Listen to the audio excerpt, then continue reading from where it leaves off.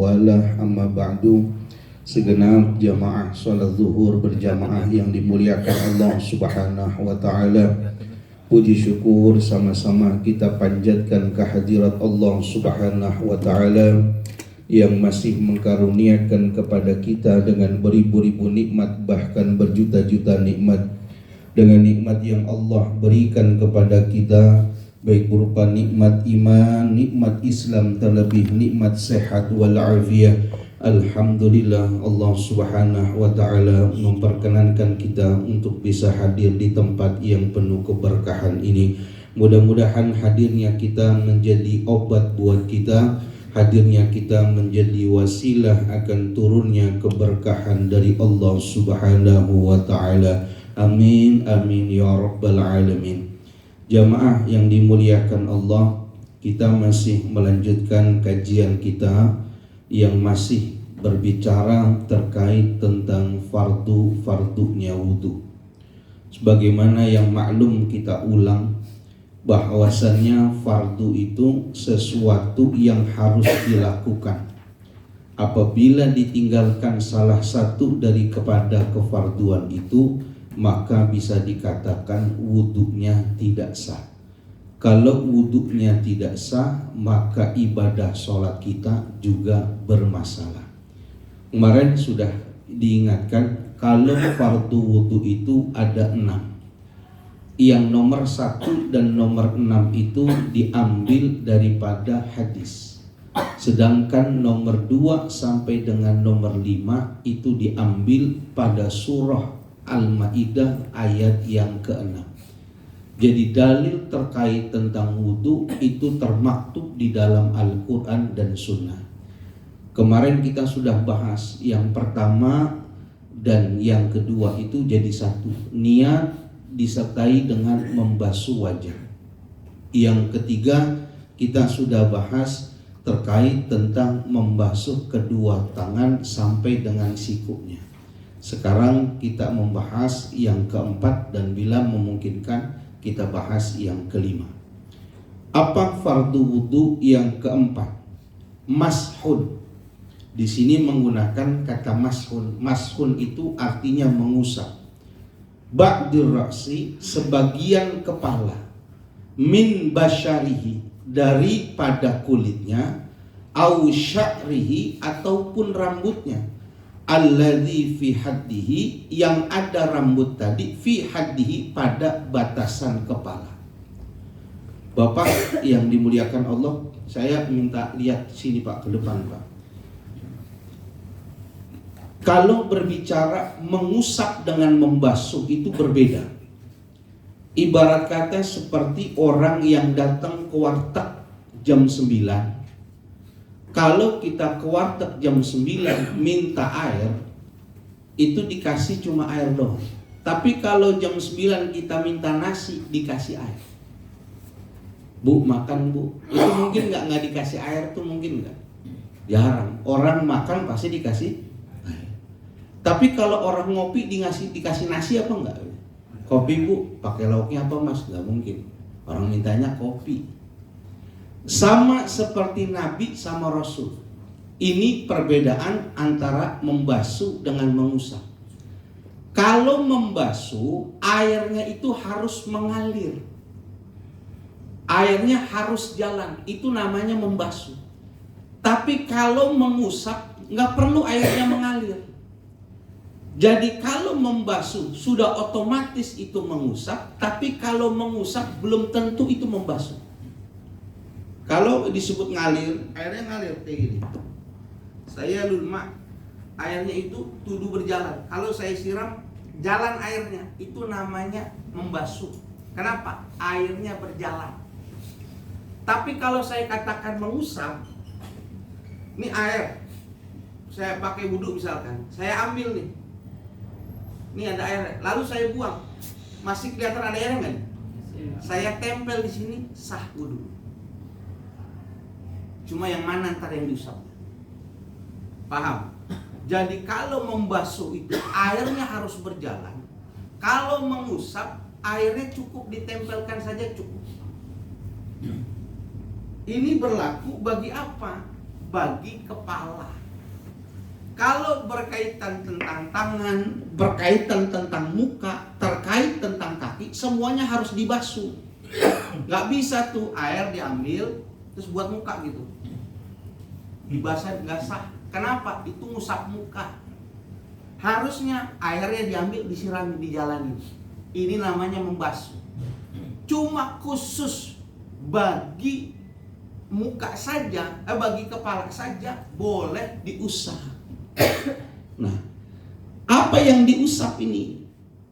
Yang diusap ini dua, Pak. Yang pertama yang boleh diusap itu yang disebut dengan kepala. Yang kedua yang boleh diusap itu rambut yang masuk bagian kepala. Bisa dipahami? Dalam khusus membasuh kepala, yang dibasuh dua. Yang dibasuh pertama yang disebut dengan kepala. Yang kedua yang disebut rambut masih bagian kepala. Itu beda. Kalau saya tanya, mana yang disebut kepala, mana Pak? Halo, innalillahi wa inna ilaihi raji'un. Kepala mana kepala? Kepala. Nih, yang disebut kepala nih, Pak. Ini yang disebut kepala nih. Dari mulai tumbuh rambut, yang mana binti syakri yang normal ya, yang normal sampai belakang nih, ini disebut kepala nih. Yang kalau dipegang kita ngamuk nih, ya ini kepala nih. Kalau yang dibilang rambut yang numbuh sama kepala ini. Jadi dalam pembahasan nanti boleh kita kalau wudhu cuma megang rambutnya doang sah. Ambil air nih, segini nih, tetesin doang. Boleh. Tapi rambut kepala yang mana yang boleh? Boleh nanti, boleh begini, boleh nempelin doang ujungnya sini, boleh, bebas. Sah. Tapi Bapak harus paham dulu, mana yang disebut kepala, mana yang disebut rambut yang masuk pada batasan kepala. Nah, kita perlu paham dulu, ayat yang dipakai itu bunyinya gini. Idza kuntum ila shalah faghsilu wujuhakum wa aydiyakum ilal marafiq wamsahu biru'usikum, ayatnya. Kalau kau mau melakukan ibadah sholat, basuhlah kedua wajahmu, basuhlah wajahmu, basuhlah kedua tanganmu, dan usaplah kepalamu. Cuma bagian kepala itu ada tambahan huruf ba. Yang lainnya enggak ada. Fagsilu wujuhakum wa aydiyakum. Tapi gila ini wamsahu biru'usikum, ada huruf ba. Inilah huruf ba yang membuat perbedaan di antara ulama. Cara basuh kepalanya beda-beda. Gara-gara apa? Ada huruf ba-nya di sini. Satu contoh. Mazhab di luar mazhab kita dulu. Nanti kita perlu belajar. Kenapa? Karena kita bakal ngamalin mazhab ini. Kalau kita haji, kita umroh, kita pakai mazhab ini. Mazhabnya Imam Malik, guru daripada Imam Syafi'i. Beliau mengatakan ba di situ maknanya itu banyak nih. Ba itu dalam bahasa Arab itu maknanya 22 makna yang sering kita artikan dengan itu. Tapi kata Imam Malik, dari antara 22 arti kata ba di situ, kata beliau ba di sini ba takdiyah namanya. Apa namanya ba takdiyah? Ba takdiyah ini wujudu keadamihi, ada seperti nggak ada. Jadi kalau dibahasa wamsahu biru'usikum sama aja dengan wamsahu ru'usikum. Ba-nya nggak dianggap, tambahan aja itu. Sehingga beliau mengatakan kalau yang namanya membasuh kepala, berarti yang mana? Yang disebut kepala itu kudu dibasuh. Kalau ada satu saja bagian kepala yang tidak dibasuh, maka kata Imam Malik itu sama saja wudhunya tidak sah, kata Imam Malik. Makanya Imam Malik kalau wudhu begini, Pak. Yang disebut kepala, dia ini nih, semuanya Imam Malik. Maka kalau dia berwudhu, ambil air, tempel ini tangan jempol sama ini begini nih. Gini nih, tuh. Tarik lagi ke depan. Nah, harus kena semua bagian kepala. ada sedikit saja nggak kena kata Imam Malik, maka wudhunya tidak sah. Kata siapa? Mazhab Imam Malik. Guru dari mazhab kita Imam Syafi'i. Tempel, masuk dalam, tarik lagi. Kenapa? Semua yang disebut bagian kepala dia harus kena. Ini kata mazhabnya Imam Malik. Mazhab yang lebih tua lagi, paling tua, mazhabnya Abu Hanifah. Mazhab Abu Hanifah mengatakan baknya ini artinya ilsaq. Saya nggak ngajarin grammar, tapi Bapak harus paham perbedaan ini. Apa sih ilsaq itu? Ilsaq itu gampangnya begini. Bapak kalau mau wudhu, mana bagian kepala, tempelin tangannya. Bapak kalau mau wudhu, tempelin tangannya. Pak, tempelin tangannya. Biar Bapak paham nih ilsaq. Ke depan gini nih, ini tangannya gini nih. Ini tangan yang saya tutupin dari seluruh bagian kepala sini sampai ada. Kalau ditutupin segini nih, yang kena berapa nih? Setengahnya, sepertiga, apa seperempat kepala? Seperempat. Kalau mazhab Imam Abu Hanifah, kalau tadi Imam Malik harus dibasahkan semua, mazhab Abu Hanifah harus kena seperempat kepala, harus kena. Maka dia mengusap kepalanya begini nih. Nah, belakangnya nggak kena. Ini dengar. Ini mazhab Imam Abu Hanifah. Paham? Halo? Paham? Sekarang yang mazhab kita nih Pak. Nih, mazhab kita mazhab Imam Syafi'i. Mazhab Imam Syafi'i baknya namanya ba li tab'id. Ba li tab'id itu apa? Ba yang menunjukkan mana saja yang bagian kepala silahkan kau usap. Sebagian kepala mana saja kena boleh kau usap. Kalau Imam Malik tadi harus semuanya. Kalau mazhab Imam Abu Hanifah seperempat saja. Kalau mazhab Imam Syafi'i bagian mana saja yang disebut kepala boleh dipakai. Sekarang ini kepala segini nih. Maka boleh orang kalau membasuh kepalanya itu ambil aja sini boleh. Boleh. Ini udah dandan nih, udah pakai dirapin orang Jawa kawin tuh, mau pakai konde di sini kan nih, so dikasih warna-warna sini kan. Dia nanti di bawah sini nih, ini kan masih kepala nih, ambil aja gini doang. Boleh. Kenapa? Karena mazhab Syafi'i bagian mana saja yang disebut kepala sedikit saja kalau sudah kena air sah. Maka boleh ntar Bapak wudu asal. Ini aliran apa lagi? Aji makanya. Karena baknya litab bait. Baknya litab, iya begini, boleh. Nah, enaknya mazhab Syafi'i dikatakan di sini. Kita yang boleh dibasuh itu dua. Pertama yang boleh dibasuh itu yang namanya kepala. Berarti tempat tumbuh rambut itu boleh. Apalagi yang botak, bebas grooming itu dia. Selama ini kelihatan kulitnya yang botak, penting nunggunya normal ya. Oh, dia tinggal nempelin air doang, diusap dikit dong jadi.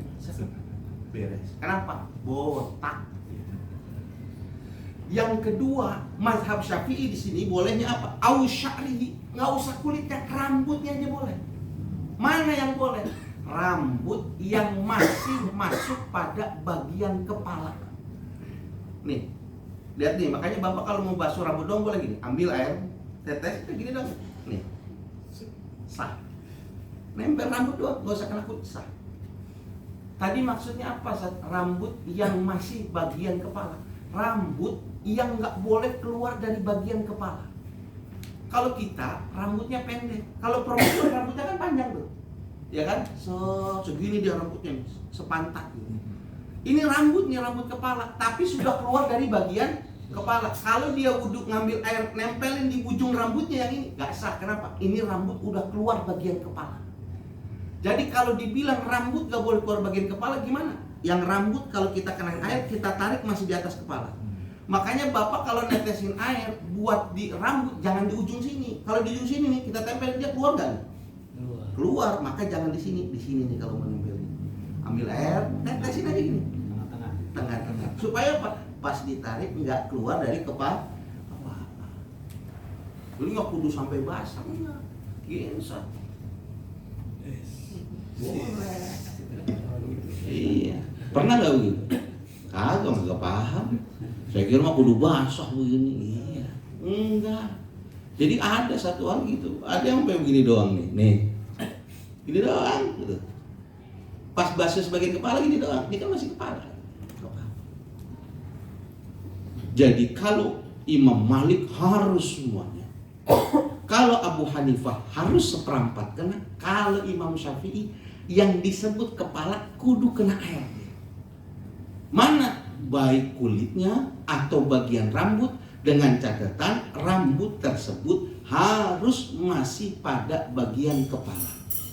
Tetapi kalau bapak orang ahli ilmu, kalau bapak mau mengambil ganjaran yang terbesar, maka ikutlah wudhu gimana yang diajarkan Imam Malik. Imam Syafi'i boleh, cukup begini saja boleh. Tapi dapat ganjaran sempurna, kata Imam Syafi'i, kalau kalian wudhunya dibasuh semuanya, itu ganjarannya lebih besar, kata Imam Syafi'i. Sangga kalau cuma setetes, pecah. Tapi sempurnanya begini.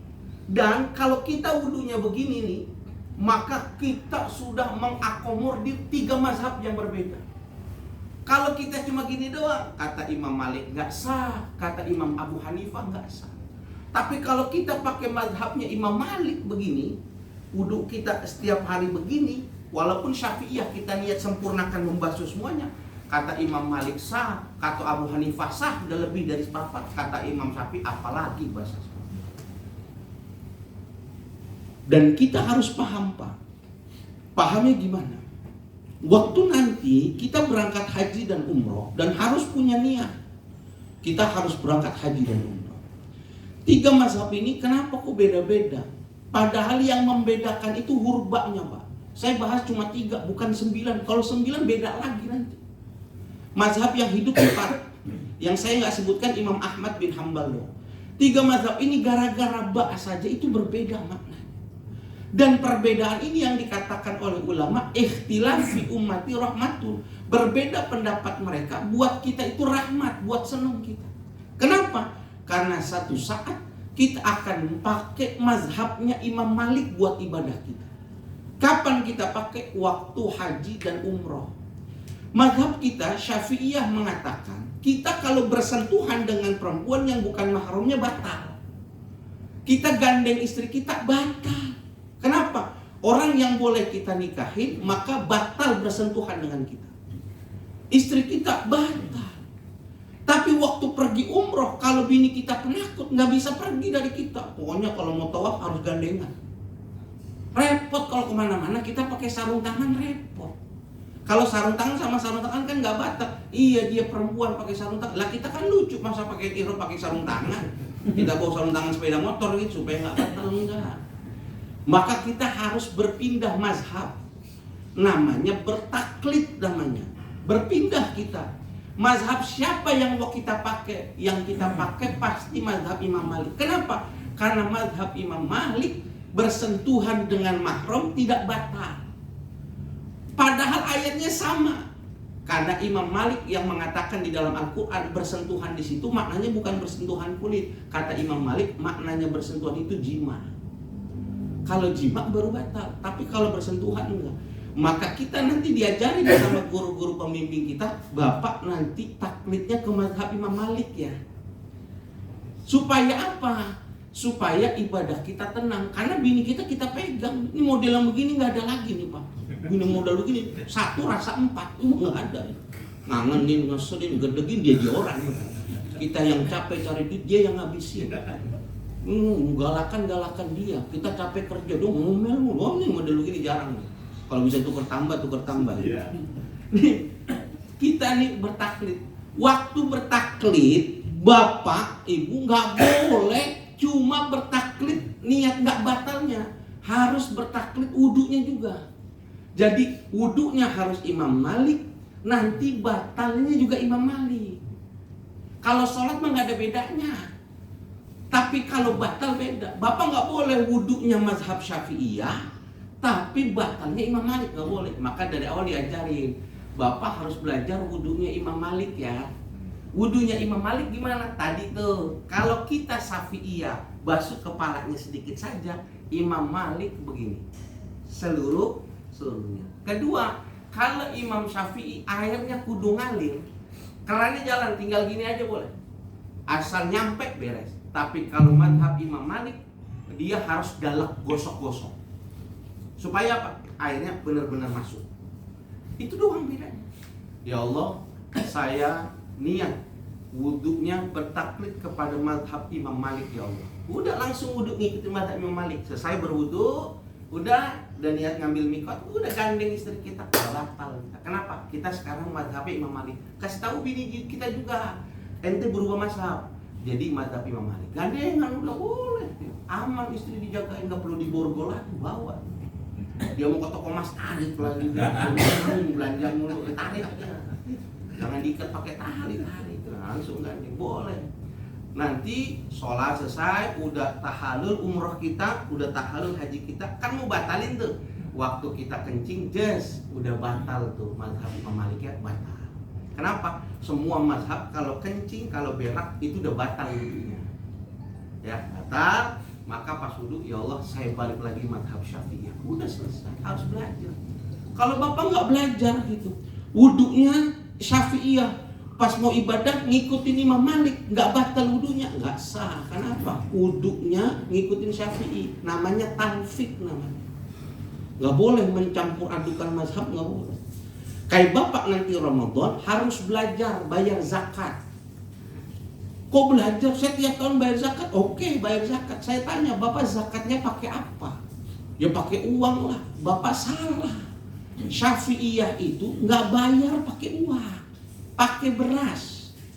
Kalau Bapak mau bayar pakai uang, ikutin mazhab Abu Hanifah. Ya udah ngikutin mazhab Abu Hanifah. Ya boleh. Tapi Bapak niat nggak? Kalau mazhab Abu Hanifah timbangan kilonya nggak sama timbangan Syafi'iyah. Kalau Syafi'iyah 3,5 kilo, kalau Imam Abu Hanifah 5 kilo. Jadi kalau Bapak mau bayarnya pakai uang, bayarnya 5 kilo, bukan 3,5 liter. Ini enggak uang yang ngikutin Abu Hanifah, timbangannya ngikutin Imam Syafi'i. Kata Imam Syafi'i, ini yang nyampur adukan agama, ini orang. Ustadznya yang salah. Boleh nggak Pak bayar pakai duit? Boleh. Tapi ngikutin timbangannya Syafi'iyah. Ini yang nanti di akhirat dituntut sama Allah. Kamu bayar zakat nggak Bang Edi? Bayar Bang. Mazhab kamu apa? Mazhab saya Imam Syafi'i. Saya ngaji tulen, saya fikih wadi sampai hatam. Bayarnya pakai apa? Pakai duit.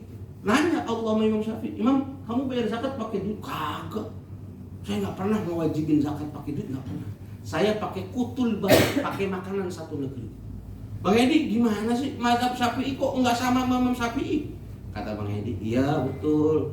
Masalah zakat saya nggak ngikutin Imam Syafi'i, saya taklid bayarnya pakai uang.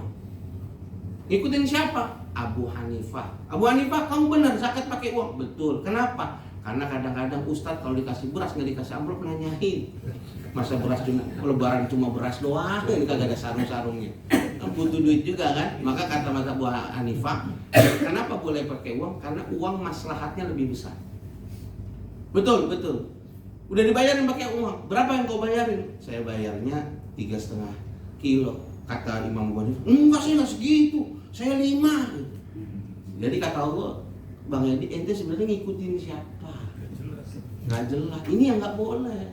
Sekarang wudunya Syafi'iyah nih belajarnya.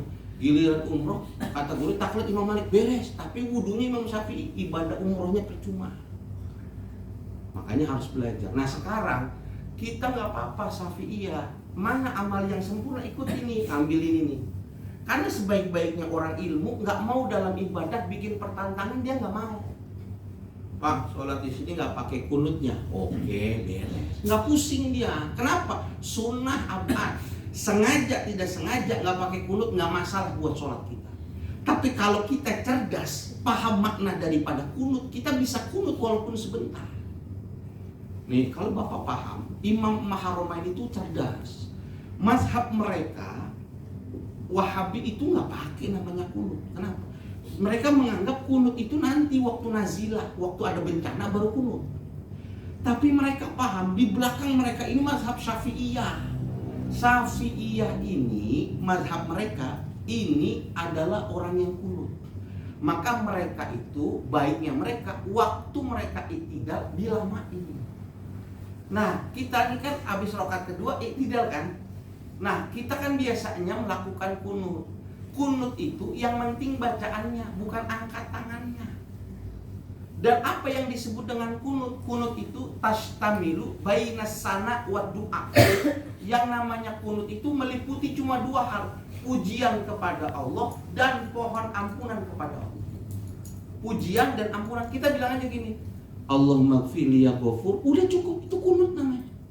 Allahumma gfirli ya ghafur, ya Allah ampuni saya wahai engkau zat yang maha pengampun. Cukup, nggak usah Allahumma hdina fiman hadait, nggak usah. Jadi habis iktidal Allahu Akbar, baca doa iktidal, udah kita langsung niat kunut, Allahumma gfirli ya ghafur, udah Allahu Akbar, udah dapat pahala kunut kita. Walaupun orang nggak baca kunut. Kenapa? Karena kunut yang penting doanya, bukan angkat tangan. Besok Bapak sholat subuh terlambat, udah habis ruku, bini kan di situ. Terus sholat apa bang? Duha. Padahal mau subuh itu sholat duha. Habis begini, Sami Allahu liman hamidah. Kan gini nih, jangan begini, ketahuan banget kesiangan. Habis begini, Sami Allah liman, terus doa, baca Allahumma gfirli ya ghafur. Allah, itu udah dapat kunut. Gak perlu begini. Sama kayak salam. Dalam sholat, yang penting itu bukan nengoknya, bacaan salamnya. Kita yang dianggap menjadi bagian rukun sholat itu salam yang pertama, ya. Assalamualaikum warahmatullah. Salam yang pertama itu yang diikut rukun. Kalau kita nggak ngucapin batal. Tetapi yang rukunnya itu bukan nengoknya, tapi salamnya. Jadi kalau kita Assalamualaikum warahmatullah, Assalamualaikum warahmatullah, sah nggak? Sah. Tapi gini doang apa susahnya? Betul ente. Tapi nanti ente pakai yang Ani ajarin. Kalau ente mau sholat di Hijr Ismail, sholat di Hijr Ismail itu ganjarannya besar, orang berebutan, dan dapat jatah sholat itu cuma 2 rakaat. Kalau sudah 2 rakaat mau sholat lagi sama askar, hajar, sholat, disuruh minggir kita. Dari mana dia bisa tahu kita sholat selesai? Pas kita salamnya begini, Assalamualaikum warahmatullahi, ketahuan, diangkat. Supaya kita bisa sholat lagi, jangan duduknya, jangan tawaf, iftirahat aja. Assalamualaikum warahmatullahi, Assalamualaikum warahmatullahi. Udah keluar, berdiri lagi. Allah. Hai, oh iya, betul. Karena apa? Dia nggak tahu kita sholat. Nah, kita lagi Assalamualaikum. Zolim nggak zolim, orang kita nggak diangkat sama dia. Gak apa-apa. Jadi pakai ilmu. Wah, gebini gua nih, gua angkat tangan, tahuan gua sholat subuh kesiangan. Jangan. Sami Allahu liman hamidah, Rabbana lakal hamdu milkus samawati wa milku syai'in ba'du. Allahumma ighfirli ya ghafur. Allah Akbar, dapat kunut kita. Kenapa? Karena kita paham, kita punya ilmu, aman jadinya. Bisa dipahami. Nah, walaupun tadi saya katakan wudhu itu waktu mengusapnya yang diusap itu 2, maka dianjurkan oleh agama sempurnain basuh. Nah, basuhan yang disebut basuhan kepala, kuping ini di luar dari fardu. Tetapi basuhan kuping itu 9 kali kena dia. Kapan dia kena kuping itu? Pertama, waktu kita basuh muka, kena nih kuping nih. Kenapa? Kita sunnah dilebihkan, kena nih dia. Kalau kita basuh muka 3 kali, kuping kena 3 kali.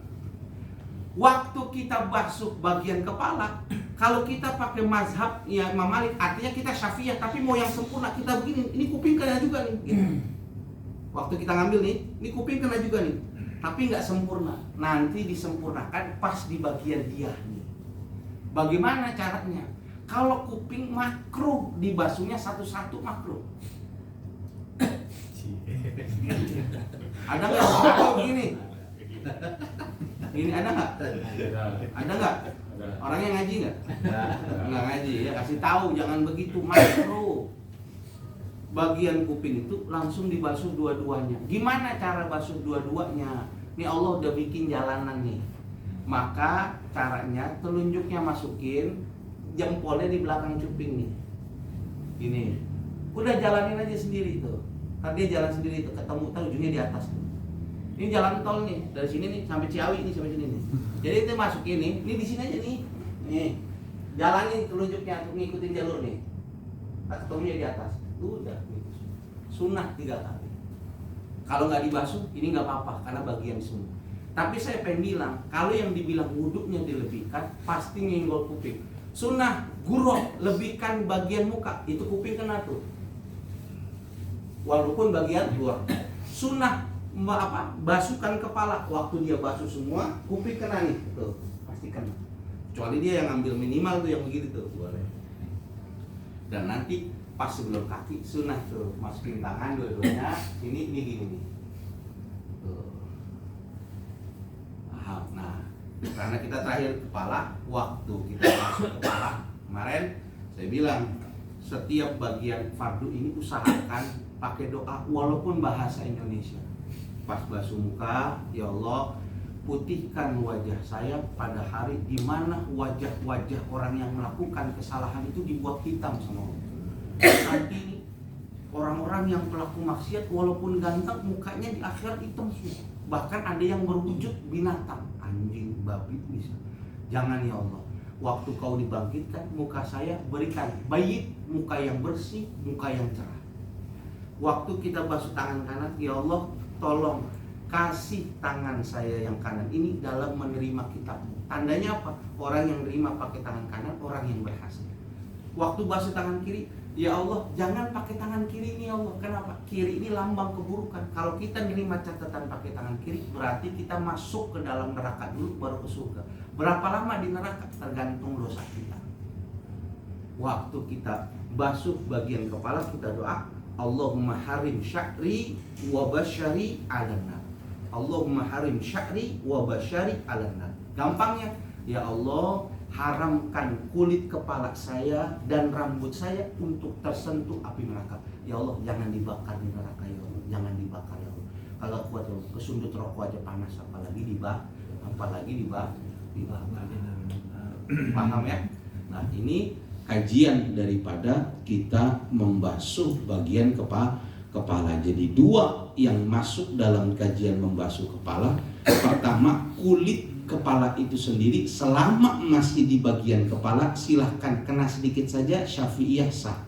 Atau kita tidak sampai kepada kulit, rambutnya saja kita kenakan basah. Yang penting waktu kita tarik rambut ini masih pada bagian kepala, tidak keluar daripada bagian kepala kita. Barangkali ada yang mau dibuat pertanyaan terkait kajian kita. Mungkin akan minggu depan baru kita bahas tentang kaki dan tartib. Bagi yang mau bertanya dipersilahkan. Ya, silakan. Nggak ada. Bahkan ada yang mengatakan kalau mau basuh leher nanti setelah kaki, kalau pas lagi wudhu makruh. Kan ada tuh. Emang yang panas kan di sini ya. Apalagi habis ngeliatin tukang narik kabel kan. Pusing jangan. Udah selesai kaki dulu tuh, baru udah doa baru basahin sini. Jangan ditarik dulu. Makruh. Kalau selesai wudhu jangan diginiin. Kenapa? Ini ngapusin dosa-dosa kita. Tasakot zunubu. Airnya jangan dielap, jangan diseka. Supaya apa? Semakin banyak yang netes, semakin hilang dosa-dosa kita. Kata Imam Abdul Wahab Asy-Sya'rani, kenapa air wudhu jangan diseka? Kenapa? Karena kalau kita dikasih mukasyafah, bekas air wudhu kita baunya lebih amis daripada air comberan. Kenapa? Bau dosa-dosa kita. Biarin tuh dosa-dosa rontok, jangan pakai dilap. Makruh makanya, udah biarin aja. Leher nggak bagian dari wudhu. Kalau mau dilap nanti setelah wudhu supaya apa? Nggak makruh. sebelah kaki berarti udah selesai itu. Udah. Kalau setelah kaki ente mau doa mau kagak terserah. Kenapa? Kalau sudah selesai 2 kaki dianggapnya udah selesai wudu. Udah selesai wudu nih, kita syukur-syukur doa, ambil sedikit air basahin boleh. Umur lagi nggak apa-apa. Udah itu kudu lagi, buang-buang waktu itu mah. Ente ada aja. Enggak, kadang-kadang juga begitu ya. Ngapain? Kalau gitu mendingan menurut tadi sebelum wudu mandi dulu deh. Iya. Mandi sikat gigi dulu. Udah mandi lagi. Ah, deh. Ada lagi? Cukup? Iya. Ustaz, Iya. kalau mandi kan wudu itu kan untuk menghilangkan hadas kecil ya. Iya. Kalau kita mandi besar itu kan Ya, maksud dosa. saya apa perlu wudu lagi apa enggak? Kayak gitu. Iya. Sebenarnya kaidahnya begini. Kalau yang besar sudah dihapus, yang kecil pasti kehapus. Itu pasti begitu. Harusnya orang kalau mandi besar itu udah nggak perlu lagi wudu untuk sholat, nggak perlu.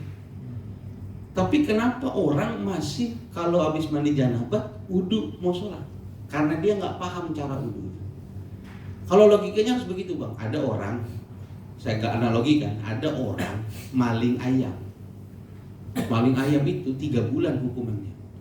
Pas maling ayam ketahuan, dia tusuk orang yang lihat, mati. Itu waktu dibacakan pasalnya, nggak mungkin dia dipenjara dulu 3 bulan baru dihukum mati, nggak, diambil hukum yang terbesar. Maka kalau sudah ada hukum mandi sama wudu, harusnya dengan mandi janabah hukum yang kecil udah kena, udah terakomodir. Tinggal nanti abang caranya dulu biar tahu bagaimana caranya supaya mandi itu sudah include ada wudunya. Maka nanti diajarin waktu sebelum mandi, abang habis hubungan, habis dibersihin kemaluannya, abang wudu dulu. Nanti abang wudu, sisain kaki. Kaki. Nah, kalau sisain kaki 2 baru dibasuh, wudunya udah sempurna atau belum? Belum. Berarti kalau belum sempurna nggak ada istilah batal.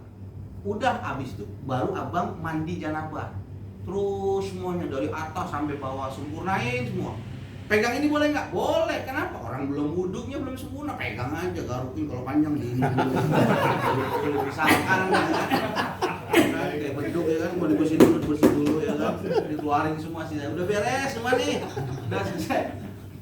Udah beres mandinya kan? Lihatin dulu. Udah beres belum mandinya nih? Udah. Pakai anduk. Kenapa? Habis mandi. Selesai, habis anduk, kering semua. Mau keluar kamar mandi, niat ya Allah saya lanjutin wudu, tinggal kaki, sholat habis itu. Kenapa ente habis mandi wudu lagi? Karena ente nggak ngerti wudunya. Sekarang ente wudu sempurna, mandi janabah pegang lagi batal. Makanya habis mandi wudu lagi. Makanya kudu belajarnya begitu.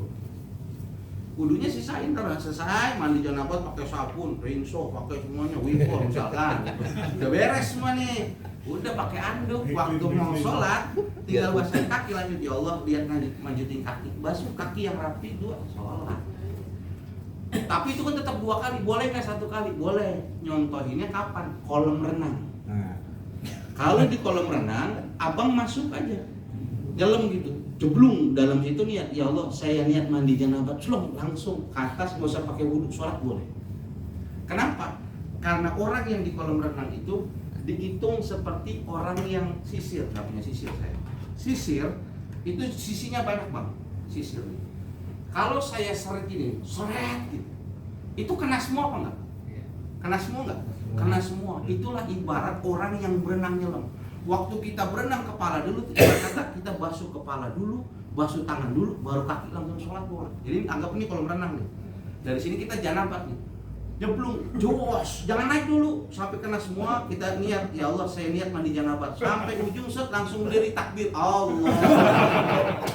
Boleh? Sah. Jadi mandi janabah itu pakai kaos. Yang penting ente merasa udah kena semua, boleh? Iya, kan saya nggak ngomongin basah kuyup, saya ngomongin sah. Tapi itu minimal, kata Imam Syafi'i, parah banget lo, lepas dulu ke baju yang benar. Kenapa? Nabi itu kalau wudu sunnahnya duduk, kalau mandi janabah sunnahnya berdiri. Nabi itu berdiri, punya shower. Aduh lagi mahal sekarang, pakai tekung nyiram air, beli tuh isi di atas. Kalau nggak bisa botol katilak bolongin, apa ya? Susah amat ya.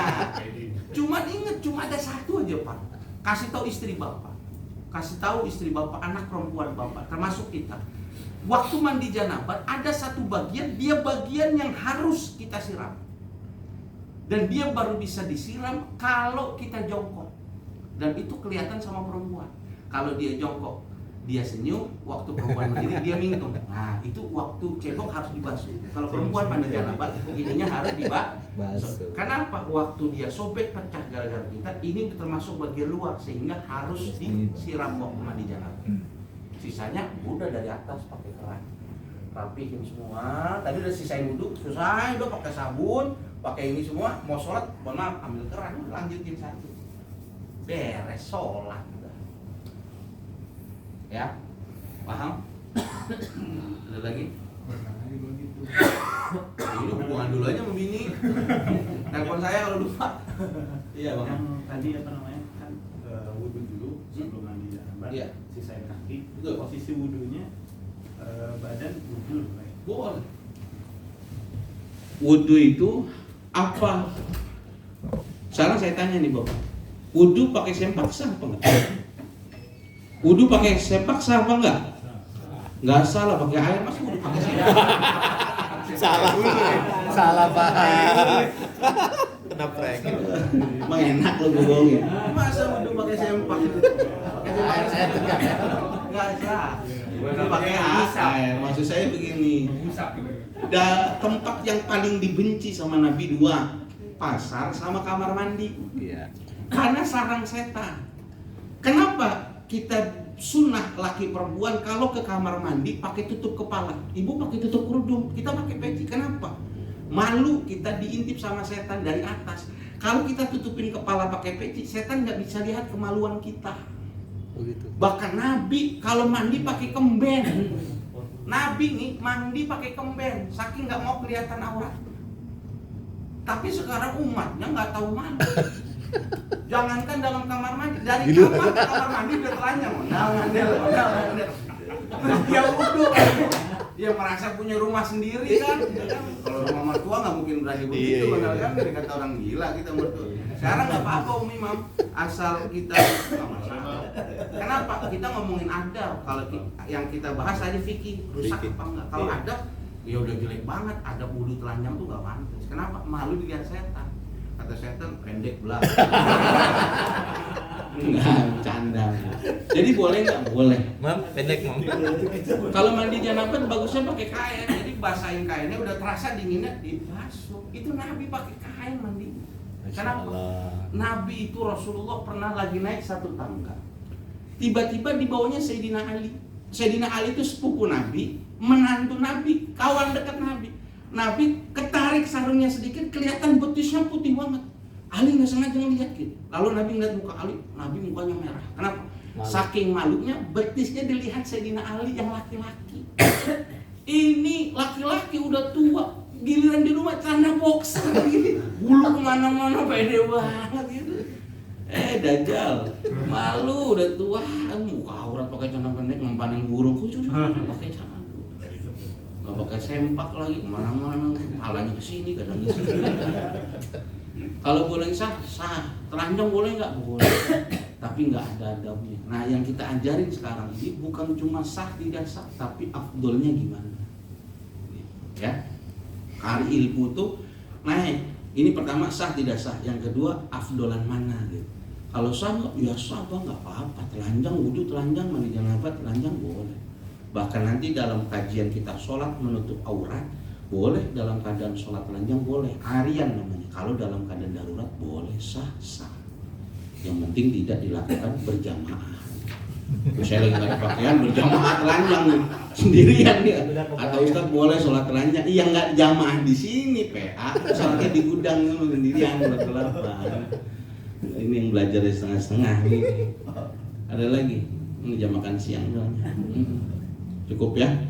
Mudah-mudahan besok penutupnya kita bicara tentang makna tartib dalam ibadah dan bagaimana cara membasuh kaki Supaya apa? Kita paham. Kalau kaki nggak pakai niat, kejeblos gitu, nggak sah wudhu kita. Biar kita paham. Nanti setelah itu baru ujian wudhu. Yang lolos boleh kerja lagi, yang nggak lolos saya tutup di sini. Yang nggak belajar tanya sama yang belajar. Om Imam baru belajar terakhir aja. Mudah-mudahan ada manfaatnya. Subhanakallahumma wa bihamdik asyhadu an la ilaha illa anta astaghfiruka wa atubu ilaik. Assalamualaikum warahmatullahi wabarakatuh. Waalaikumsalam warahmatullahi wabarakatuh.